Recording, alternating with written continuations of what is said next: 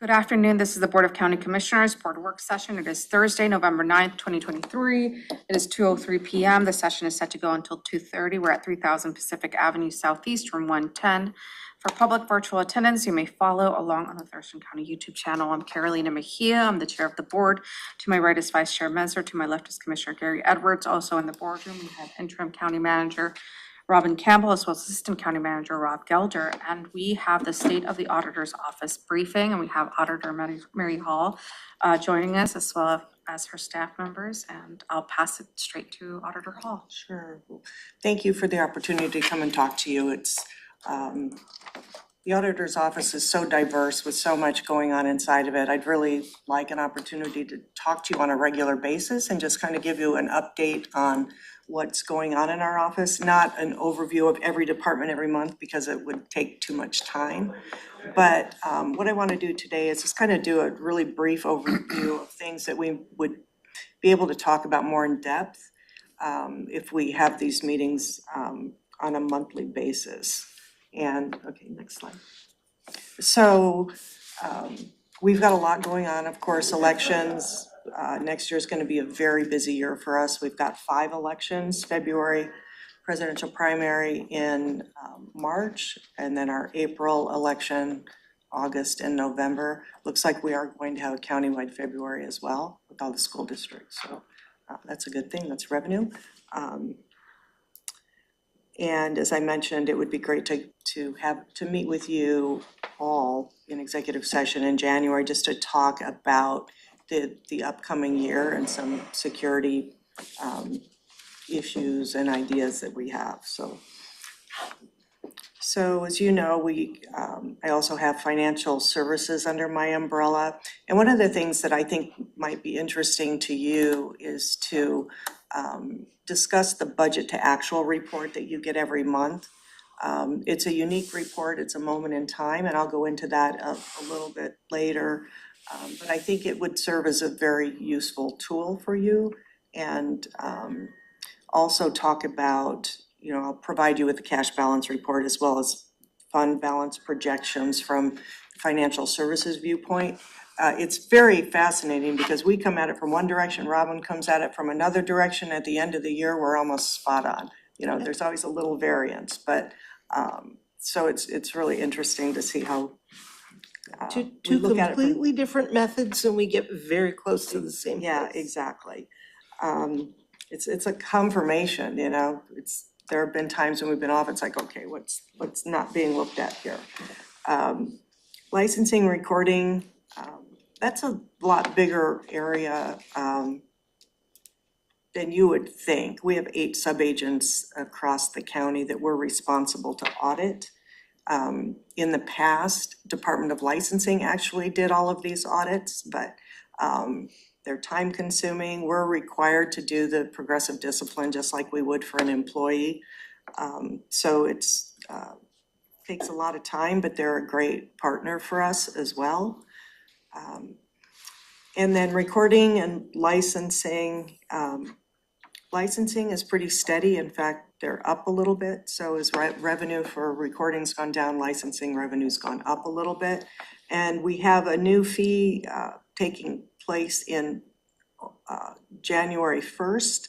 Our recording fees for certain documents are going to up $100 a document. So it'll be now They're going from what price to what price though? 205 or 204, something like that. 204 to 300. To 300. Yeah. So we get to keep $1 of that, but that goes into our 1050 fund. And there are many documents that are excluded, like death certificates, marriage licenses, things like that, divorce decrees. So it's not as huge as you would think, but it is going to help our 1050 a little bit and offset. Just the for recording fee? That's a recording fee. Yeah. It's a legislative bill. The county keeps more than $1. I'm saying in of your- this of this $100. of the new 100. Of the new $100, $1 goes into 1050, $99 goes to the state. So, yes, the state, actually, the So county gets now a bit let me of get that. this right. This is a new piece of state legislation Correct. doing the same job, receiving the same paper, but you're gonna charge the citizen about $100 more. And we're gonna get $1 and the state's gonna get the rest. For various purposes in legislation that would have been passed in the last legislative session. Yeah, but I want the public that's watching To to know. know that the price might be excessive, but the dollar amount isn't coming to the county.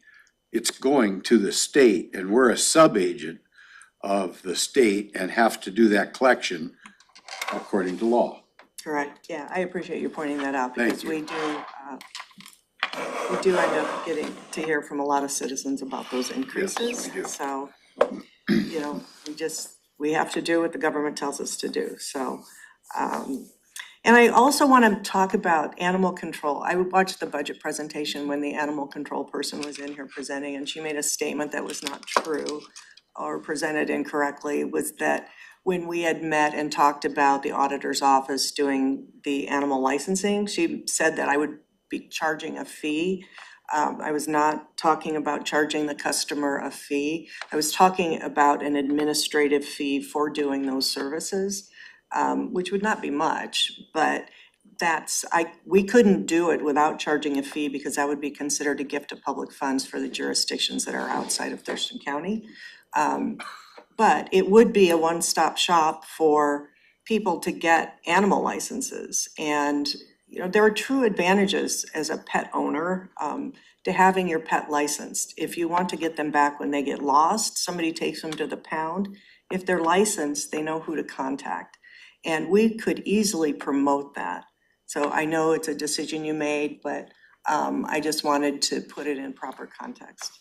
Thank you, Auditor Hall. And this was the first time that I heard that Commissioner Messer, when he was on the JASCOM, you know, had brought forward that conversation. And then when I was on the JASCOM board, I did the same thing. I was like, I asked Executive Director Hawk to meet with you on this to discuss it. And so I'm wondering, when was the last time that this conversation took place? I want to say we met probably about a year ago, right about now.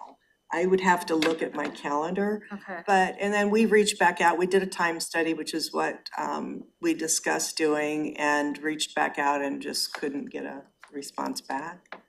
So I didn't get the impression that she really wanted us to do that. I think she felt we would be taking revenue away from them.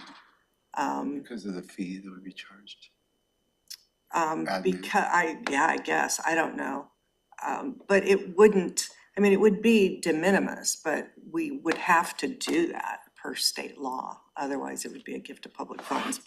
And it would be less than her people would have to do, right? But I think it would be a good service, not only for Thurston County, but for all the jurisdictions within the county. Because we I think you haven't- would see an increase. Yeah, I was gonna say, that's a credit back to our fees.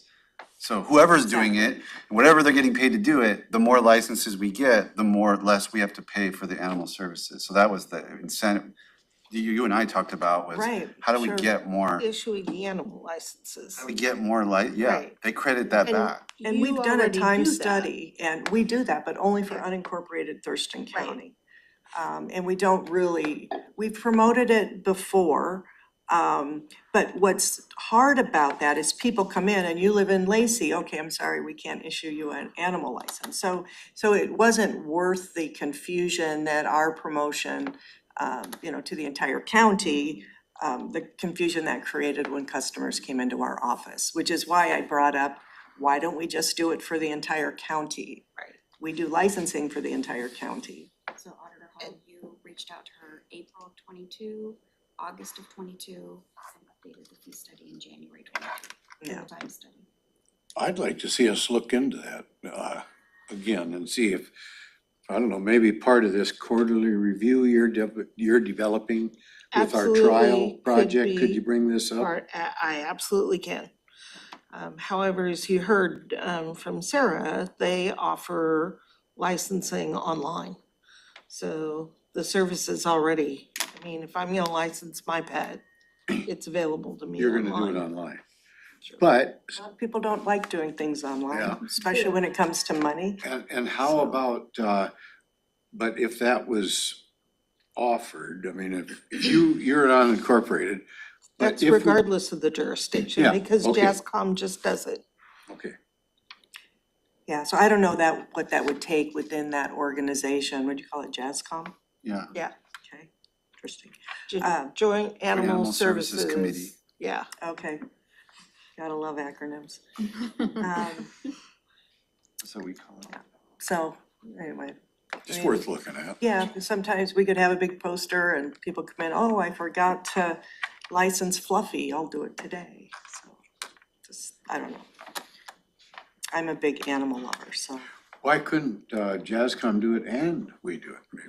If somebody's in there? the auditor offers it for Yeah, unincorporated, but I mean, and why each of not the do it cities for do as Olympia, well.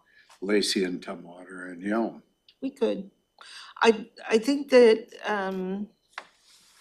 well, Dude, something we've worth got talking animal about. services, and absolutely I will have it be Okay. part of the More to upcoming come. conversation. And, you know, that's something we could dive deeper into, you know, some month, so. But it's been I don't know, I look at efficiencies and I just feel like it's not very convenient for citizens in Thurston County. Anyway, I want to talk a little bit about our elections world right now, which is always fascinating and challenging. Thank you for approving our public records person in 2025. And we got, I think the year before, 8 public records requests, and then in 2020, we got 90, 99, something. Yeah, it was a lot. And a lot of these public records requests take months to fulfill. Did we have one that went a year? More than a year? And we are all about transparency, so we'll open up everything to anybody, but it takes staff time, so those take a lot of time. We're also dealing with a lot of voter challenges, which is, again, I think are, you know, there's a purpose for those. I'm not sure that how these are being brought is the way the law was intended, but if you remember, there was a challenge against Lisa Parsley, C. Davis, and you know, there was a reason for those challenges, but it takes a tremendous amount of time, both staff time and my time, and if it's filed within a certain timeline, the entire canvassing board has to reside over these voter challenges. So that would be the prosecutor, chair of the board, and the auditor. So we expect hundreds of these. We've been told to expect hundreds of these following this election. So we're gonna be pretty busy, and these are a direct result of, you know, the 2020 election and a lot of the disinformation about, there's a lot of, you know, dead weight on our voter rolls, but it's pretty much of a self-cleaning process. And we work really hard. We go above and beyond what's in statute to keep our voter rolls current, but that's what's ahead for us moving into next year as well. So when you said voter challenges and then voter rolls, but when you name 2 candidates, so is these challenges to actual just people voting? Like, hey, that person doesn't exist or whatever, or are you talking about some kind of challenge to a candidate? 'Cause So mentioned you can do Lisa. either, and the challenges that I was talking about with Lisa Parsley and C. Davis, it was a residency challenge. If you remember, somebody was saying that Lisa Parsley did not live in the city of Olympia. So we held it, you know, there was a voter challenge filed, they brought all of their evidence. The burden of proof is on the challenger, but it's an administrative hearing, it's not a trial. But, you know, they present evidence and we have to review the evidence and rule on the voter challenge. And When you with- say, well, in that case, obviously that was a So- big deal because she was a candidate and, but here you're saying hundreds, so people are gonna be So challenging. what they're doing is they're challenging voter registrations, saying that these people do not live at these addresses.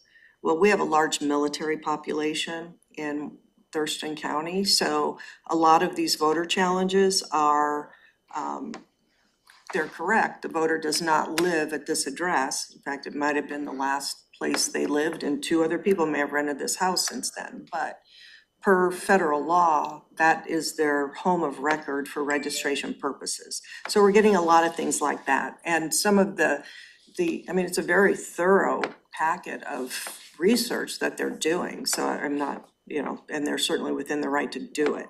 But these are like 70 pages long, and we have to research all of those. So it's just something that is gonna take a lot of time, and I also wanna prepare you, because if they are within a certain time frame, then the canvassing board rules on these, so. Had a couple of them this year. I don't remember them last year, but I remember this year there was quite a few of them that came through. Yeah, and this is really the first year that we've been presented with them, but I think this is the new normal moving forward, so this is just an FYI, but whoever's chairs the board, may have to preside over those hearings with me, so. And every single voter challenge gets this administrative hearing, so, okay. So, again, thank you very much for the funding to create our Voter Services Center. I heard from Rick yesterday, he stopped by, and it was good news that permits are coming along nicely from the city of Tumwater, and they've gone out for bid. They hope to have that closes when, Di? He gave us a, yeah, middle of December, and he hopes to have something before you at your first meeting in January. So fingers crossed that continues to go as well as it is. The issues that you and I talked about with the mayor and the staff, did any of those get resolved in our favor in terms of you wanted certain parking accommodations and things like that, or? Those have not been worked out, but the whole tree issue and building the path, it looks like they heard us there, and that's gonna happen, and we're not gonna have to jump through a lot of hoops.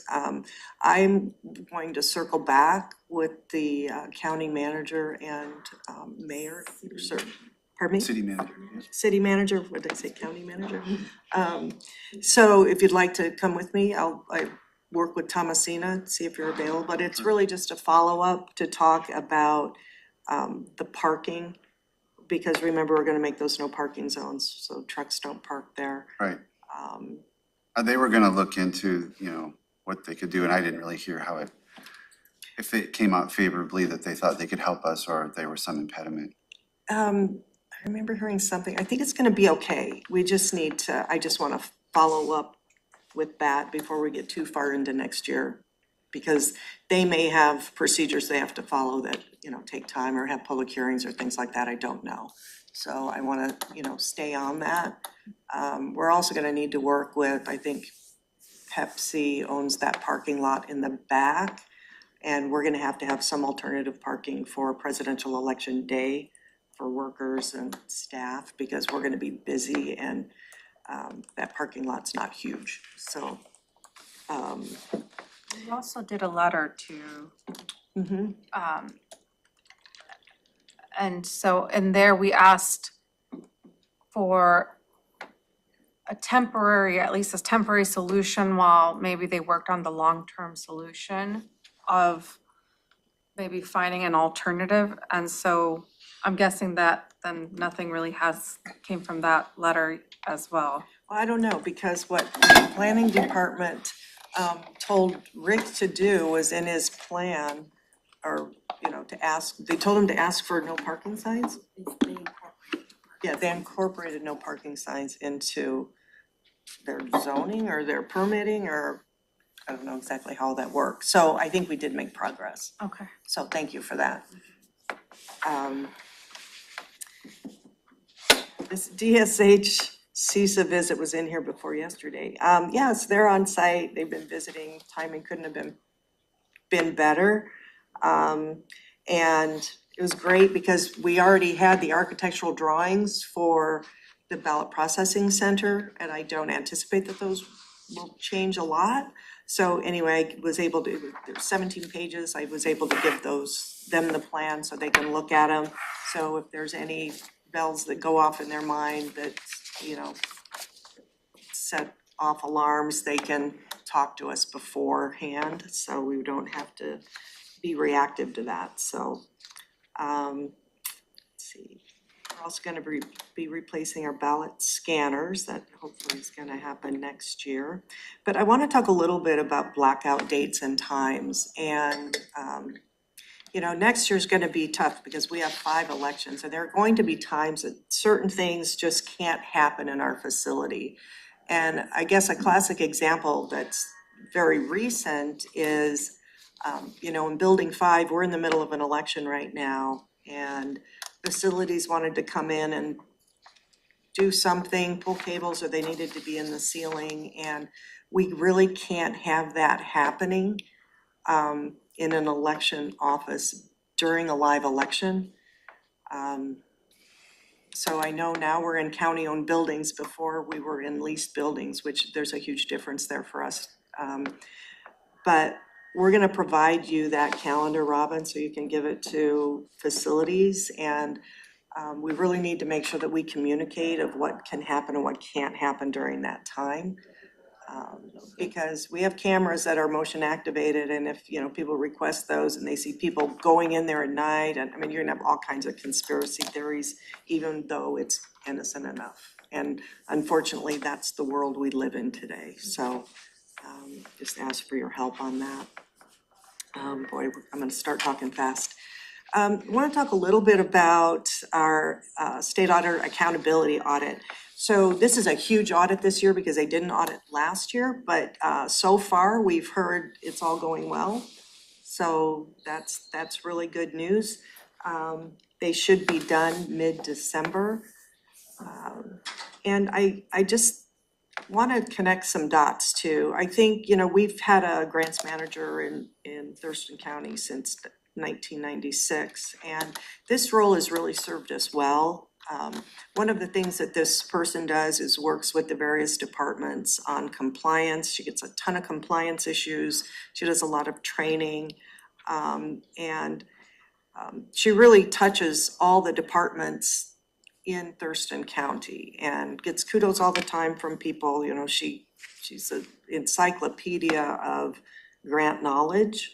So I hope she can be utilized a little more. She's you know, also, I think, been very helpful in us getting clean audits, as well as with Brandon, because she focuses a lot on compliance and how they need to report, for example. So it's sort of this invisible position, but I think it's important that you know that this position exists, and she's a resource. And she posts grant opportunities online that people can go for. And you know, there are a lot of grants out there right now, and especially some federal grants that now elections is actually has been called out to be called for these, or to apply for these grants. But to do that, we need a countywide EEOP. And I asked Brandon if he, you know, I brainstormed with him on how could we pull one of these together quickly. And he put together a plan that, you know, I like to say, you know, many hands make light work. And if we could pull together, you know, a lot of stakeholders within the county, it's really just about gathering data. You know, we could put together an acceptable, may not be a great plan, but we could put together an acceptable EEOP, he thinks, by the end of February. And there's money on the table right now that I could apply for to the tune of $250,000, but I can't, because we don't have a countywide EEOP. And I don't know when the deadline for that is. Do you, Diana? Okay, November 27th. So we've reached out to the Department of Justice. They said we can submit an application and be awarded the grant, but we cannot receive any money or spend any money until there's a countywide EEOP. So we're going to go ahead and do that. We have a tremendous amount of items on our wish list. They're all security related around elections. But they will, especially in lieu of this election and the things we're seeing and what we're hearing, I think are needed for next year. So I hope that you'll help allocate those resources. it's gonna take DV from Human Resources. But Brandon will kind of collect the pieces to put it together. So we're trying to spread out the work, but please, please, please make this a priority. Otherwise, we're gonna be leaving a lot of money on the table, so. And just for the board, we do have DV coming in on the 21st, so after we come back from our conference to talk about the EOP and kind of discuss this. So I know I knew, but I just wanted to make Okay. Commissioner Menzer and Commissioner Edwards aware of this. And time is of the essence. We've got a presidential primary in March, and right now we don't have the funding to buy some of these things that we'd like to purchase right now.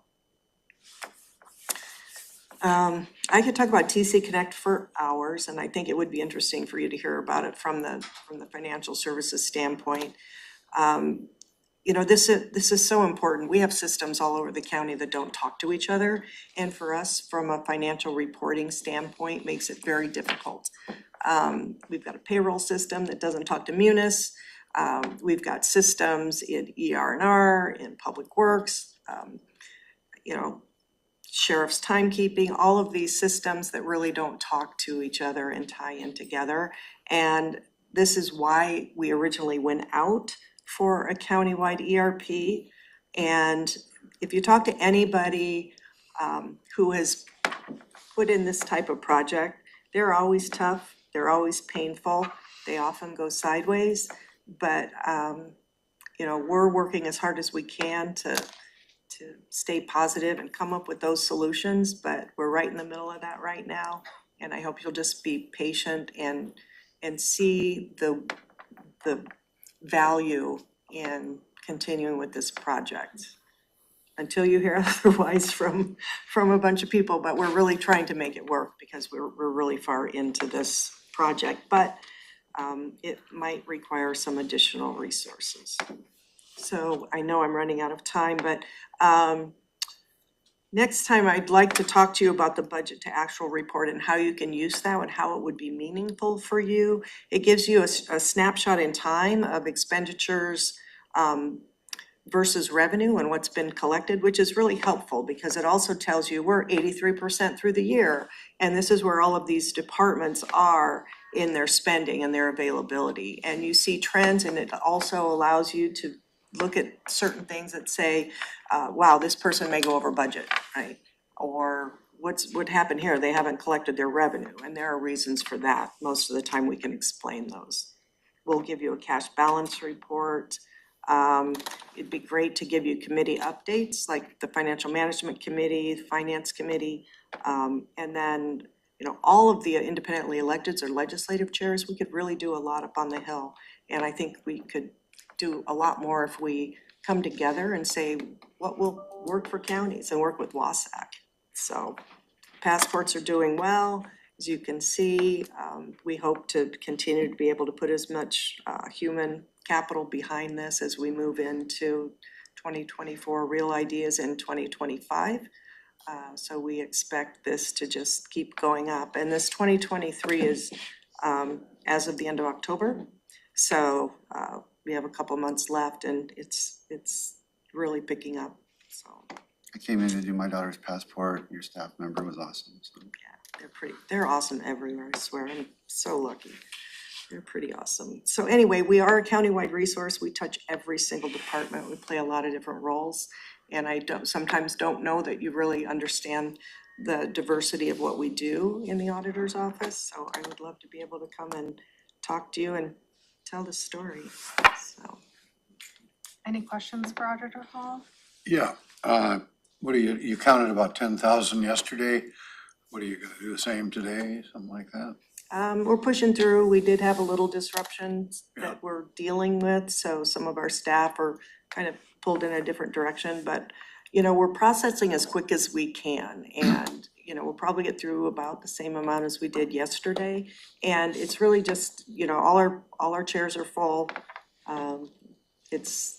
We just throw as many people as we can at it, but we have limited space. So that's why we're always slow in the back end, because most of our ballots come in election day and after. But Depending on where we are, we may work Saturday. You know, tomorrow's a holiday, but when we have close races, we understand what that's like and try to push through as much as we can. So So no additional count tomorrow night since it's there will be no on- count tomorrow. I can't afford to pay my staff double time. Sure. So, So Mary, the ask of the 30th. oh yeah. And I hope you enjoyed this. There's a lot more I could talk about. I would love to do this on a monthly basis, and if we could do it on the third Thursday, so we could actually have a budget to actual, you know, completed by that time. That's why later in the month is better. You can pick any day you want, but I've heard that that's a good day for you. We'll work out a Okay. monthly schedule like we do with Spirit Board. Okay, perfect. Thank you very much. Perfect. All right. Thank you so much, Auditor Hall, for coming and providing this information. It is 2:34. We're adjourned.